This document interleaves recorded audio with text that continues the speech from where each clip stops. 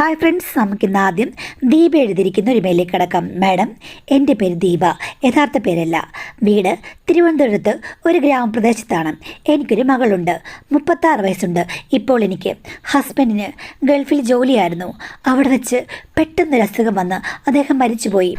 അതിനു മുമ്പ് അദ്ദേഹം ഒരു ഫോഴ്സിൽ വർക്ക് ചെയ്തുകൊണ്ടിരിക്കുകയായിരുന്നു. അത് കഴിഞ്ഞിട്ടാണ് ഗൾഫിൽ പോയത്.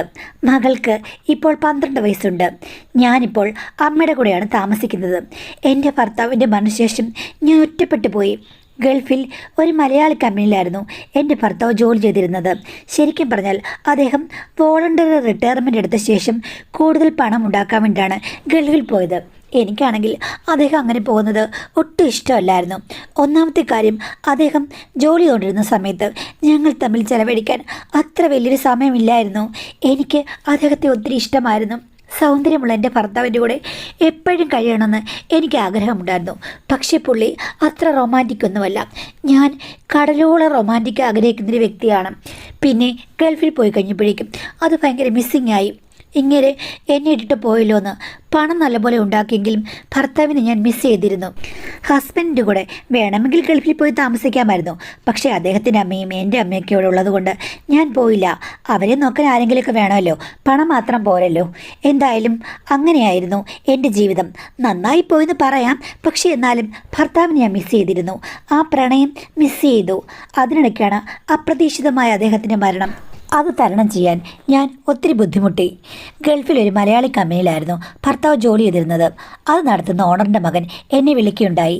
സാമ്പത്തികമായി കുറേ ക്യാഷ് തന്ന് സഹായിച്ചു. കമ്പനിയിൽ നിന്നും കിട്ടാനുള്ള എല്ലാ ആനുകൂല്യങ്ങളും അദ്ദേഹം എനിക്ക് തന്നു. ഇടയ്ക്കിടയ്ക്ക് എന്നെ വിളിക്കാൻ തുടങ്ങി. ഒരു കെയറിങ്. പിന്നെ ഭർത്താവില്ലല്ലോ. അപ്പോൾ എന്നോട് കാണിക്കുന്ന ഒരനുകമ്പ അതൊക്കെ കാട്ടി തുടങ്ങി കഴിഞ്ഞപ്പോഴേക്കും എനിക്കാണെങ്കിൽ വല്ലാത്തൊരു മനസ്സിന് വെപ്രാളം. കാര്യം, സൗന്ദര്യമുള്ള അദ്ദേഹത്തോട് ഞാൻ അട്രാക്റ്റായി പോകുമോ എന്ന് എൻ്റെ മനസ്സ് തോന്നി തുടങ്ങി. അദ്ദേഹത്തിൻ്റെ മനസ്സിൽ എന്ത് താല്പര്യമുള്ളതെന്ന് എനിക്കറിയില്ല. എന്നോട് കാണിക്കുന്ന താല്പര്യം ചിലപ്പോൾ വേറെന്തെങ്കിലും വഴിയുള്ളതാണോ എനിക്കറിയില്ല. എന്നാലും ഓരോ നിമിഷവും പുള്ളി സംസാരിക്കുമ്പോൾ എനിക്ക് ഭയങ്കര സെക്യൂർ ഫീലിംഗ് ആണ്. പിന്നെ സൗന്ദര്യത്തിൽ എൻ്റെ ഭർത്താവിനേക്കാളൊക്കെ ഒരു പടി മുന്നിലാണ് അദ്ദേഹം.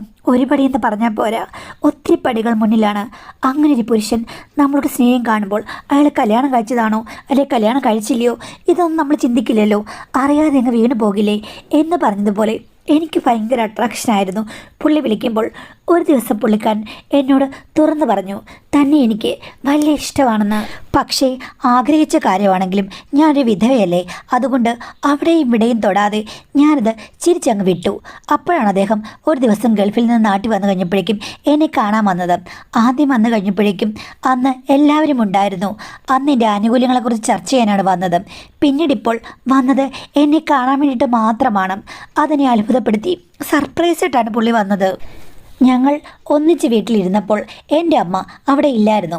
അപ്പോൾ കൂടുതൽ കാര്യങ്ങൾ പറയാൻ പറ്റി. കുട്ടിയും സ്കൂളിൽ പോയിരിക്കുകയാണ്. അദ്ദേഹത്തിൻ്റെ കാര്യങ്ങളൊക്കെ ഞാൻ അന്നാണ് കേട്ടത്. വൈഫ്, മക്കളൊക്കെ ഗൾഫിൽ തന്നെയാണ്.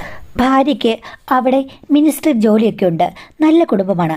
ഭാര്യയും ഭർത്താവും തമ്മിൽ പ്രശ്നങ്ങളൊന്നുമില്ല. ഞാനപ്പോൾ ചോദിച്ചു എന്നോട് എന്തുകൊണ്ടാണ് അട്രാക്ഷൻ തോന്നിയെന്ന്. അപ്പോൾ പുള്ളിക്കാരൻ പറഞ്ഞു, എൻ്റെ ഭാര്യയും ഞാനും പ്രേമിച്ച് കല്യാണം കഴിച്ചവരല്ല, പക്ക അറേഞ്ച് മാരേജ് ആയിരുന്നു. സത്യം പറഞ്ഞാൽ പണ്ട് മുതലേ പ്രേമിച്ച് കല്യാണം കഴിക്കണമെന്ന് എനിക്ക് മനസ്സിൽ വലിയ ആഗ്രഹമായിരുന്നു. അങ്ങനെ ഒരവസരം ഉണ്ടായിട്ടില്ല. പണ്ട് തൊട്ടേ ബിസിനസ്സിൻ്റെ തിരക്കിലായിരുന്നു എപ്പോഴും. പക്ഷേ നിങ്ങളെ കണ്ടു കഴിഞ്ഞപ്പോഴേക്കും എനിക്കറിയില്ല, അറിയാതെ പ്രണയം മുട്ടിട്ട് പോയെന്ന് പറഞ്ഞു. അത് കേട്ട് കഴിഞ്ഞപ്പോഴേക്കും ഞാനാകെ തരളിതയായി. സത്യം പറഞ്ഞാൽ എനിക്കും പ്രണയത്തിന് ആഗ്രഹം ഉണ്ടായിരുന്നു. പക്ഷേ ജീവിതത്തിൽ പ്രണയിച്ചിട്ടില്ല. ഭർത്താവിനെ പ്രണയിക്കാൻ ചെന്ന് കഴിഞ്ഞപ്പോഴേക്കും അദ്ദേഹത്തിന് സ്നേഹമുണ്ടെങ്കിലും ഞാൻ ഉദ്ദേശിച്ചതുപോലുള്ളൊരു പ്രണയം എനിക്ക് കിട്ടിയിരുന്നില്ല. കാര്യം, എനിക്കെപ്പോഴും ആക്റ്റീവായിരിക്കാൻ ഇഷ്ടമാണ്. ഭർത്താവ് എപ്പോഴും അടുത്തുണ്ടെങ്കിൽ പരമസന്തോഷം. അദ്ദേഹത്തിൻ്റെ ലാളനകൾ എന്നും വേണമെന്നുള്ള ഒരാഗ്രഹക്കാരിയാണ്.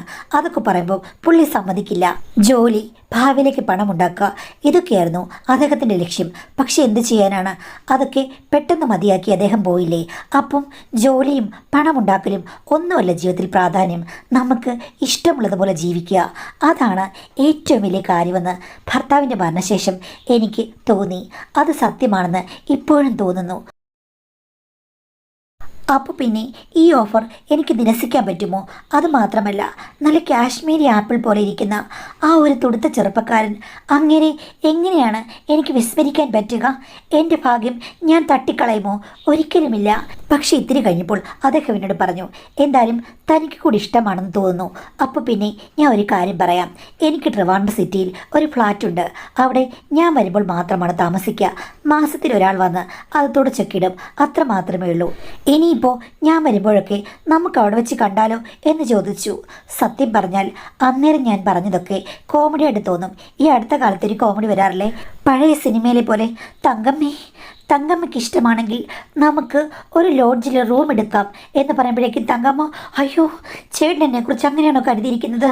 ഞാൻ പാവമാണ് ചേട്ടാ എന്നൊക്കെ പറയില്ലേ എന്ന് പറഞ്ഞ പോലെ ഞാൻ പറഞ്ഞു, യു ഫ്ലാറ്റോ, എനിക്ക് പേടിയാണ്. ഞാൻ ഒരു നാട്ടുപുറത്തുകാരിയാണ്. സത്യം പറഞ്ഞാൽ എനിക്ക് വലിയ പേടിയാണ്. ഭർത്താവ് വലിയ ഉദ്യോഗസ്ഥരാണെന്ന് പറഞ്ഞിട്ട് കാര്യമില്ല. എനിക്ക് അത്രമാത്രമൊന്നും എക്സ്പോഷർ ഇല്ല എന്ന് ഞാൻ പറഞ്ഞു. ഏതൊരു പെണ്ണും ആദ്യം എന്ത് പറയും? വയ്യ, ഇഷ്ടമല്ല, എനിക്ക് താല്പര്യമില്ല എന്നൊക്കെ പറയുകയുള്ളൂ. സ്ത്രീകൾ കള്ളികളാണല്ലോ. ആ കള്ളത്തരം മാഡത്തിനുമുണ്ട്, എനിക്കുമുണ്ട്. അതുകൊണ്ട് ഞാൻ അങ്ങനെ ആദ്യം പറഞ്ഞു. അപ്പോൾ പുള്ളി പറഞ്ഞു, ഞാനും പാവമാണ്, എൻ്റെ കൂടെ വന്നു കഴിഞ്ഞാൽ ഒരു പ്രശ്നവുമില്ലെന്ന്. ആരെങ്കിലും അറിയുമോ എന്നൊക്കെ ഞാൻ ചോദിച്ചു. പുള്ളി പറഞ്ഞു, പിന്നെ ആരറിയാനാ, ഒരു കുഴപ്പവുമില്ല, ഭയങ്കര സേഫാണെന്ന് പറഞ്ഞു. ഞാൻ പറഞ്ഞു, എങ്കിൽ കുഴപ്പമില്ല. അപ്പോൾ പുള്ളിക്കാരൻ എന്നോട് പറഞ്ഞു, അങ്ങനെയെങ്കിൽ നാളെ തന്നെ വരണമെന്ന്. എനിക്കത് കേട്ട് ഹൃദയം പെരുമ്പറ കൊട്ടി. അത്രയും സുന്ദരനായ ഒരു പുരുഷനോട് എനിക്ക് നല്ല കൗതുകമുണ്ടായിരുന്നു. ആ കൗതുകങ്ങളൊക്കെ ഒന്ന് ശരിയാക്കിയെടുക്കാൻ അദ്ദേഹം വിളിക്കുമ്പോൾ പോയല്ലേ പറ്റൂ എന്നെൻ്റെ മനസ്സ് പറഞ്ഞു. അതുകൊണ്ട് തന്നെ പിറ്റേ ദിവസം അമ്മയോട്, ഞാൻ ടൗണിൽ ഒരാവശ്യമുണ്ട്, ചില രേഖകൾ എനിക്ക് ശരിയാക്കാനുണ്ട് എന്നൊക്കെ പറഞ്ഞ് ഞാൻ ഇറങ്ങി. രേഖകൾ തെളിഞ്ഞു വരികയായിരുന്നു. തെളിഞ്ഞു വരുന്ന രേഖകൾ എനിക്ക് മുഴുവനായും കാണുമെന്ന് ആഗ്രഹമുണ്ട്. അതുകൊണ്ടാണല്ലോ ഞാൻ ഇറങ്ങി നടന്നത്. അങ്ങനെ അദ്ദേഹം എന്നെ ടൗണിൽ വെച്ച് സ്വീകരിച്ചു. ഞങ്ങൾ രണ്ടുപേരും കൂടെ ഫ്ലാറ്റിലേക്ക് പോയി. ഞാൻ ആദ്യമായിട്ടാണ് അന്യൊരു സ്ഥലത്ത് പോകുന്നത്. എനിക്ക് വലിയ പേടിയായിരുന്നു. പുള്ളിക്കാരൻ എന്നോട് പറഞ്ഞു, പേടിക്കേണ്ട കാര്യമേ ഇല്ല, ഇത് നമ്മുടെ ലോകമാണ്, ഇവിടേക്ക് ഒരു പൂച്ച പോലും വരില്ല, പൂച്ചയും ഈച്ചയും വരില്ല മോളെ എന്ന് പറഞ്ഞ് അദ്ദേഹം എൻ്റെ ചൊടിയിണകളിൽ ഒന്ന് തലോടി. അകത്ത് ചെന്ന് കഴിയുമ്പോഴേക്കും ആ ആഡംബര ഫ്ലാറ്റ് കണ്ട് ഞാൻ അത്ഭുതപ്പെട്ടു പോയി. എനിക്ക് വേണ്ടി എല്ലാം റെഡിയാക്കി വെച്ചിരിക്കുന്ന പോലെ എന്നോട് പറഞ്ഞു, കുളിച്ചിട്ട് അറേബ്യൻ മോഡലുള്ള ഒരു വസ്ത്രം ഇട്ടുകൊണ്ടുവരാൻ. അത് അറേബ്യൻ മോഡലൊന്നും അല്ലെന്ന് ഇട്ട് കഴിഞ്ഞപ്പോഴാണ് എനിക്ക് മനസ്സിലായത്. ഇതിപ്പം കണ്ണാടി ഗ്ലാസ് ഞാൻ ഇടുന്നായിരുന്നു അതിലും എളുപ്പം എന്നെനിക്ക് തോന്നി. ഞാൻ ചോദിച്ചത് എന്താ, ചീനവലയൊന്ന്. അപ്പോൾ പുള്ളി പറഞ്ഞു, ചീനവലയാണ്, വീശി ഞാൻ പിടിക്കും എന്ന് പറഞ്ഞ് പുള്ളി നേരെ വന്ന് എൻ്റെ അടുത്തിരുന്നു. എന്നിട്ട് എന്നെ വർണ്ണിക്കാൻ തുടങ്ങി. സത്യം പറഞ്ഞാൽ നിങ്ങൾ അടിമുടി ഒരു സുന്ദരിയാണ്. ഞാൻ ഗൾഫിലും പലയിടത്തും നല്ല സ്ത്രീകളെ കണ്ടിട്ടുണ്ട്.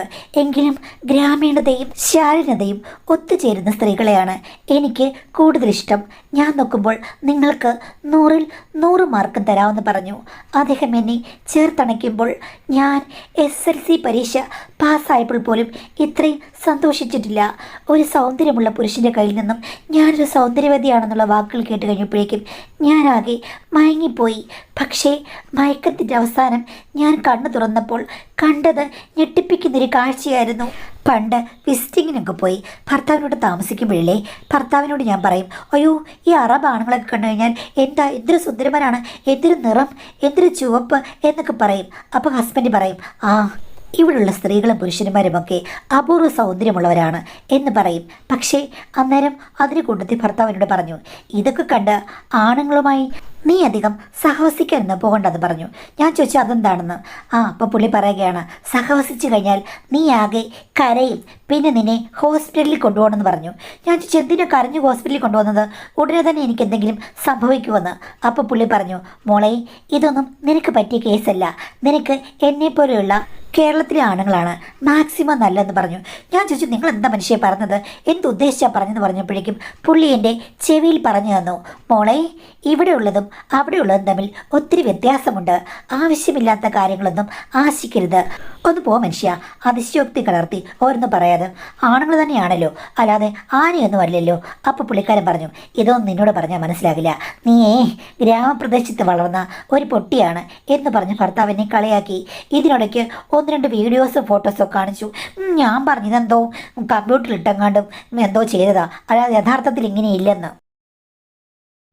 ഭർത്താവിനെ കളിയാക്കി.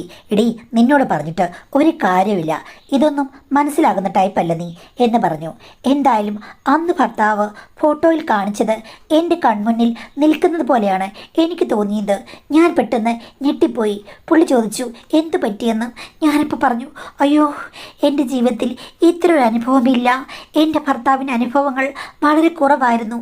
ഈ അനുഭവങ്ങളിൽ കൂടി മുന്നോട്ട് പോകാൻ എനിക്ക് പറ്റുമെന്ന് തോന്നുന്നില്ല എന്ന് പറഞ്ഞപ്പോൾ പുള്ളി പറഞ്ഞു, സാരമില്ല, എല്ലാ അനുഭവങ്ങളിൽ കൂടിയും നിങ്ങൾക്ക് കടന്നു പോകാൻ പറ്റും. സ്ത്രീകൾക്ക് അതിനുള്ള സവിശേഷ ശേഷിയുണ്ട്. അത് നിങ്ങൾക്കറിയാത്തത് കൊണ്ടാണ്. നിങ്ങളുടെ ഭർത്താവ് അപ്പോൾ നിസ്സാരക്കാരനായിരുന്നോ എന്ന് ചോദിച്ചു. ഞാനിപ്പോൾ പറഞ്ഞു, അതെ, അദ്ദേഹം കടുകുമണിയോളം നിസ്സാരക്കാരനാണെന്ന് എനിക്കിപ്പോൾ തോന്നുന്നു. അപ്പോൾ പുള്ളിക്കാരൻ പറഞ്ഞു, അപ്പോൾ നീ ഒന്ന് സ്നേഹിച്ചാൽ മതി. സ്നേഹിച്ചു കഴിയുമ്പോൾ നിനക്ക് സ്നേഹം കൂടുതലായി തോന്നും. അപ്പോൾ അനുഭവങ്ങളുടെ പുറത്തേറി നിനക്ക് പായണമെന്ന് തോന്നുമെന്ന് പറഞ്ഞു. അപ്പോഴാണ് ഞാനും ഓർത്തത്, ഭർത്താവ് പണ്ട് ചില കാര്യങ്ങൾക്കൊക്കെ വിമുഖത കാണിച്ചിരുന്നു. എനിക്ക് പക്ഷേ ഇഷ്ടമായിരുന്നു. പല സ്ത്രീകളും മുടി അഴിച്ചിട്ടും മുടി കെട്ടിവെച്ചും മുടി ആട്ടിക്കറക്കുന്നത് എനിക്ക് പണ്ട് ഇഷ്ടമാണ്. പക്ഷേ എൻ്റെ ഭർത്താവ് അങ്ങനൊരു അവസരം തന്നിട്ടില്ല. എന്ന് നോക്കിക്കേ, എൻ്റെ മുന്നിൽ വിടർന്നു നിൽക്കുന്നത് അവസരങ്ങളുടെ വലിയൊരു നെടുന്തൂണാണ്. അപ്പോൾ പിന്നെ ഞാൻ ആടാതിരിക്കുമോ? ഞാൻ ആടി, ശരിക്കും ആടിക്കഴിഞ്ഞപ്പോൾ എനിക്ക് തോന്നി അദ്ദേഹം പറഞ്ഞത് ശരിയാണ്. അനുഭവങ്ങളെ അകത്തേക്ക് ക്ഷണിക്കണം. അതുമാത്രമല്ല, അനുഭവങ്ങളുടെ പുറത്തേറി നമ്മൾ യാത്ര ചെയ്യണം. എങ്കിൽ മാത്രമേ ജീവിതം വ്യത്യസ്തമാകുകയുള്ളൂ. അങ്ങനെ അന്ന് ഞാൻ ഒത്തിരി പാടുപെട്ടെങ്കിലും എനിക്ക് കിട്ടിയ ആഹ്ലാദവും അനുഭവവും വളരെയധികം മികച്ചതായിരുന്നു.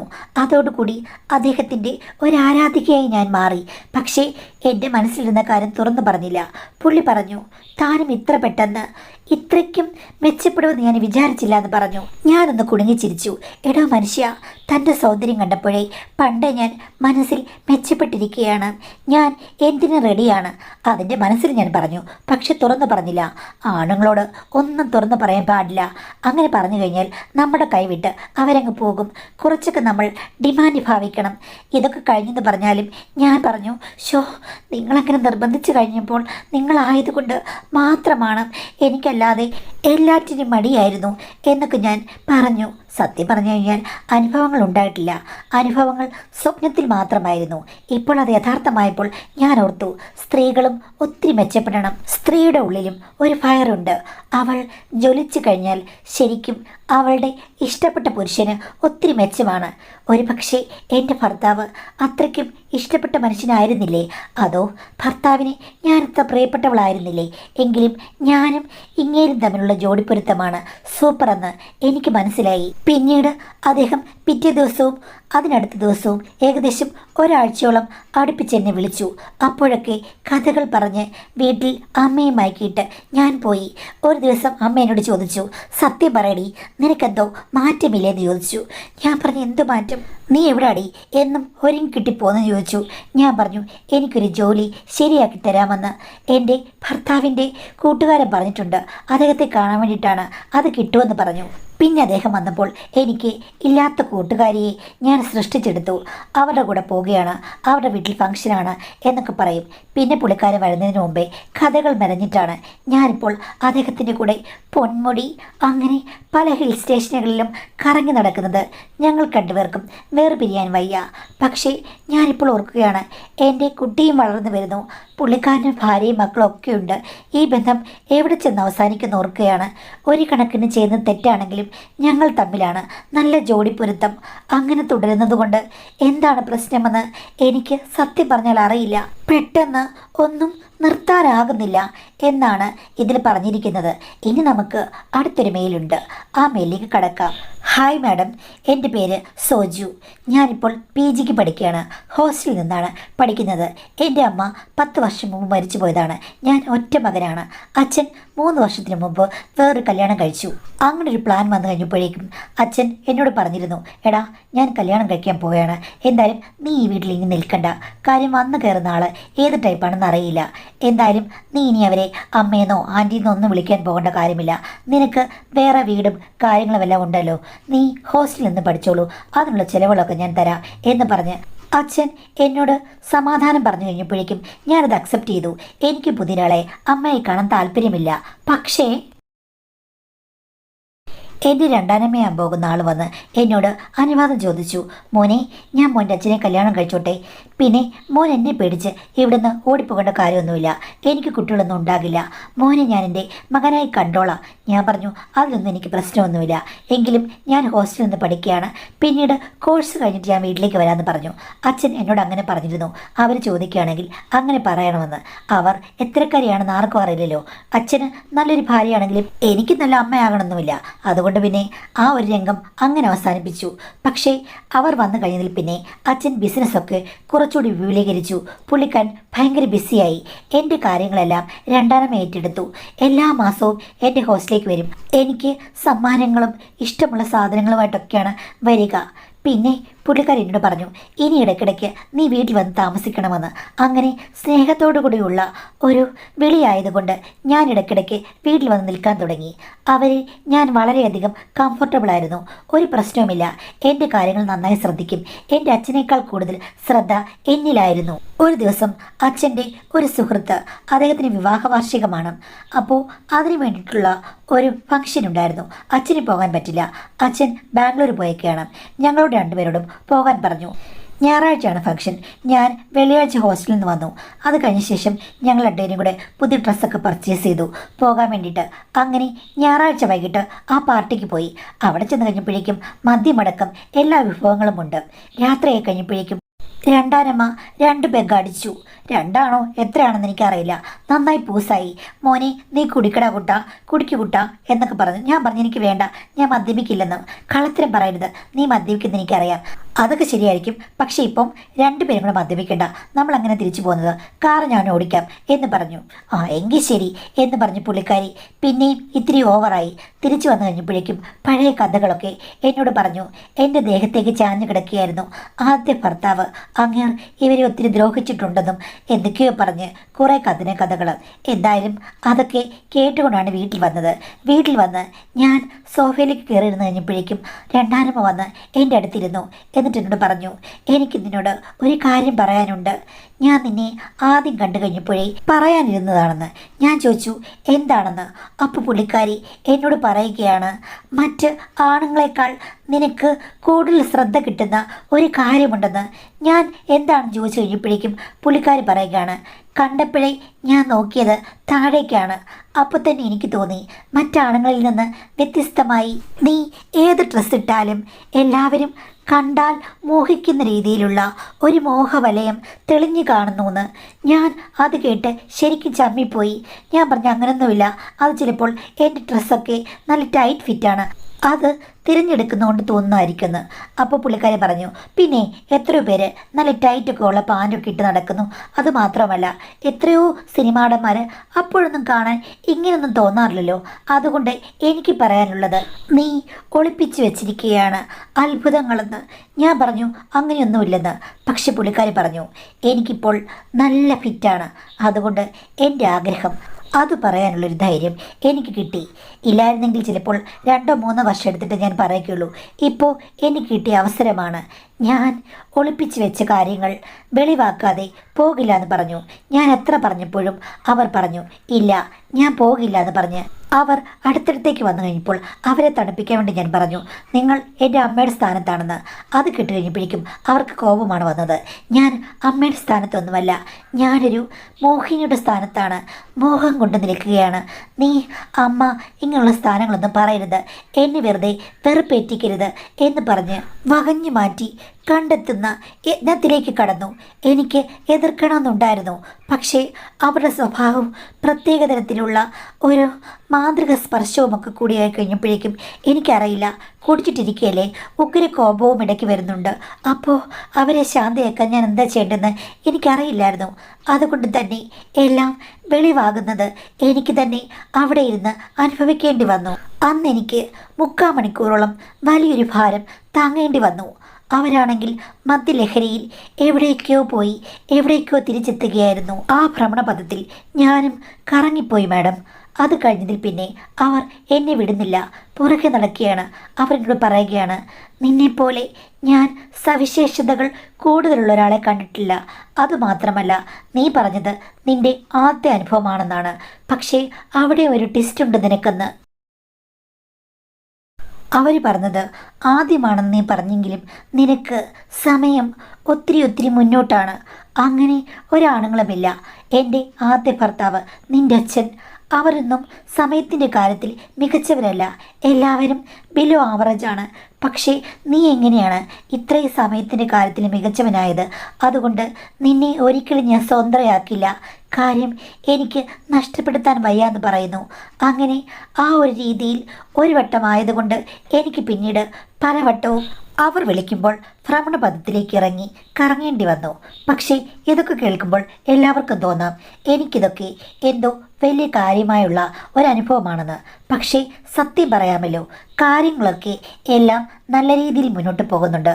അവർക്ക് ഒരു പ്രശ്നവുമില്ല, ആവേശത്തിലുമാണ്. എനിക്ക് മാത്രമാണ് നല്ല കുറ്റബോധം മാഡം. പക്ഷേ ആ സമയത്ത് കുറ്റബോധമില്ല താനും. അത് കഴിഞ്ഞാൽ പിന്നെ വല്ലാത്ത കുറ്റബോധമാണ് എന്നാണ് പറഞ്ഞിരിക്കുന്നത്. അപ്പോൾ ഈ 2 കത്തുകളും നമുക്ക് മനസ്സിലാകും എന്താണെന്ന്. അതായത് നമുക്ക് ഇഷ്ടമുള്ള കാര്യങ്ങൾ നമ്മൾ ചെയ്യുന്നു, അത് കഴിയുമ്പോഴേക്കും അതിൻ്റെ ധാർമ്മികത, സദാചാരം ഇതൊക്കെ ആലോചിക്കുമ്പോഴേക്കും നമുക്ക് ഭയങ്കര കുറ്റബോധം. എന്നാലോ അതൊട്ടും നിർത്താനുമാകുന്നില്ല. കാര്യം രസങ്ങൾ നിർത്താൻ നമുക്ക് പെട്ടെന്ന് പറ്റില്ല. ചില സമയത്ത് ഒരു രസവും ഇല്ലാതിരിക്കുമ്പോഴാണ് നമ്മൾ കുറ്റബോധം എന്ന് പറഞ്ഞത്. അതിപ്പോൾ ആരെയും നമുക്ക് കുറ്റം പറയാൻ പറ്റില്ല. മനുഷ്യൻ്റെ ഒരു രീതി തന്നെ അങ്ങനെയാണ്. ആദ്യത്തെ ബന്ധത്തിൽ ആ സ്ത്രീ സ്വതന്ത്രയാണ്. പക്ഷേ ആ പറയുന്ന ആൾക്ക് ഭാര്യയും മക്കളും ഒക്കെ ഉണ്ട്. അവിടെ ഇപ്പോൾ പങ്കാളിയുമായുള്ളൊരു വഞ്ചന നടക്കുന്നുണ്ട്. ഇവിടെ ആകുമ്പോൾ നിങ്ങൾ സ്വതന്ത്രനാണെങ്കിലും അച്ഛൻ വഞ്ചിക്കപ്പെടുകയാണ്. അപ്പം ഇങ്ങനെയുള്ള പല കാര്യങ്ങളും നടക്കുന്നുള്ളത് കൊണ്ട് ഇതിനെ നല്ലൊരു രീതിയായിട്ട് നമുക്ക് പറയാൻ പറ്റില്ല. ഇതിനെ പ്രതിവിധി എന്ന് പറയുമ്പോഴേക്കും ഒന്നുകിൽ 2 പേരും കൂടി ചർച്ച ചെയ്ത് തീരുമാനിച്ച് ഇത് നിർത്തുക, അത് കഴിഞ്ഞ് സംയമനം പാലിക്കുക, അകലുക, അവനവൻ്റെ കാര്യത്തിലേക്ക് നോക്കുക. ഞാൻ എപ്പോഴും പറഞ്ഞൊരു കാര്യമാണ്, ബാധ്യതകളില്ലാത്ത നമുക്ക് കുറ്റബോധം തോന്നാത്ത സ്ഥാനത്തുള്ളവരെയോ അല്ലെങ്കിൽ അങ്ങനെയുള്ള ഒരു പാർട്ണർ വരുന്നതാണ് എപ്പോഴും നല്ലത്. അല്ലാതെ നമ്മൾ മറ്റുള്ളവരുടെ ബന്ധങ്ങളിലേക്ക് ചെന്ന് കയറി കഴിഞ്ഞാൽ നമുക്കിപ്പോഴും കുറ്റബോധമായിരിക്കും. അല്ലെങ്കിൽ പിന്നെ പ്രായവും മറ്റു കാര്യങ്ങളും നോക്കേണ്ട കാര്യമൊന്നുമില്ല. അതുകൊണ്ട് ഒന്നുകിൽ പരസ്പരം ചർച്ച ചെയ്ത് പതുക്കെ ഈ കാലത്ത് നിന്ന് പിന്മാറുക, അല്ലെങ്കിൽ കുറ്റബോധം പാടില്ല. അപ്പോൾ കുറ്റബോധം പാടില്ലാത്തപ്പോൾ എന്ത് ചെയ്യുന്നതെന്ന് വെച്ച് കഴിഞ്ഞാൽ ഇതുകൊണ്ട് ഈ ഒരു ബന്ധം കൊണ്ട് മറ്റുള്ളവർക്ക് പ്രശ്നങ്ങൾ ഉണ്ടാകരുത്, രഹസ്യമായി സൂക്ഷിക്കണം. ഒരിക്കലും ഇക്കാര്യത്തിൽ അലസമായി പെരുമാറാൻ പാടില്ല. അങ്ങനെ മെയിൻറ്റെയിൻ ചെയ്തുകൊണ്ട് പോകാം. അതൊന്നും ഈ ധാർമ്മികമായോ അത് നല്ല കാര്യമാണെന്ന് പറയാൻ പറ്റില്ല, അതൊരു വഴിയാണ്. പക്ഷെ വേറൊരു കാര്യം കൂടെ, ഏതെങ്കിലും രീതിയിൽ എന്തെങ്കിലും കാലത്ത് പ്രശ്നങ്ങൾ ഉണ്ടായിക്കഴിഞ്ഞാൽ അപ്പോൾ നമുക്ക് നിന്ന് അതിനെ വാദിച്ച് അല്ലെങ്കിൽ അത് സോൾവ് ചെയ്യാനുള്ളൊരു കഴിവുടെ വേണം. പെട്ടെന്ന് ഇപ്പോൾ കണ്ടുപിടിക്കപ്പെട്ട് കഴിഞ്ഞാൽ ഉടനെ തന്നെ അയ്യോ പ്രശ്നങ്ങളായി എന്ന് പറഞ്ഞിട്ട് നമ്മൾ ഡൗൺ ആകരുത്. ആ സമയത്ത് അങ്ങനെ സംഭവിച്ചു പോയി എന്ന് പറഞ്ഞ് അതിനെ മാനേജ് ചെയ്യാനുള്ള ഒരു മനസ്സിലുണ്ടായിരിക്കണം. ഇതൊക്കെ നമ്മൾ ഇത്തരം ബന്ധങ്ങളിൽ ശ്രദ്ധിക്കേണ്ട കാര്യമാണ്. അല്ലാതെ ഇപ്പോൾ കുറ്റബോധം മാത്രമായിരുന്നിട്ട് എന്താ കാര്യം, നമ്മൾ ആ കാര്യം തുടരുന്നുണ്ട്. അപ്പോൾ തുടരുമ്പോൾ എന്താ ചെയ്യേണ്ടത്, അതിനെ മെയിൻറ്റെയിൻ ചെയ്യാം, അല്ലെങ്കിൽ എങ്ങനെ മറ്റുള്ളവർക്ക് പ്രശ്നം ഉണ്ടാക്കാതിരിക്കാം, അല്ലെങ്കിൽ പിടിക്കപ്പെട്ട് കഴിഞ്ഞാൽ എങ്ങനെ ആയിരിക്കാം എന്നൊക്കെ വിചാരിച്ച് അതിന് വേണ്ടിയിട്ട് ഒരു പ്രിപ്പറേഷൻ മനസ്സിൽ ഉണ്ടാക്കിയെടുക്കുന്നത് നല്ലതാണ്. കാര്യം എന്ത് സിറ്റുവേഷൻ വേണമെങ്കിലും നമ്മുടെ ജീവിതത്തിൽ വരാം. ഇപ്പോൾ കുറച്ചൊക്കെ നമ്മൾ മുന്നേ ചിന്തിച്ചു കഴിഞ്ഞാൽ പല പ്രശ്നങ്ങളും ഒഴിവാക്കാൻ പറ്റും.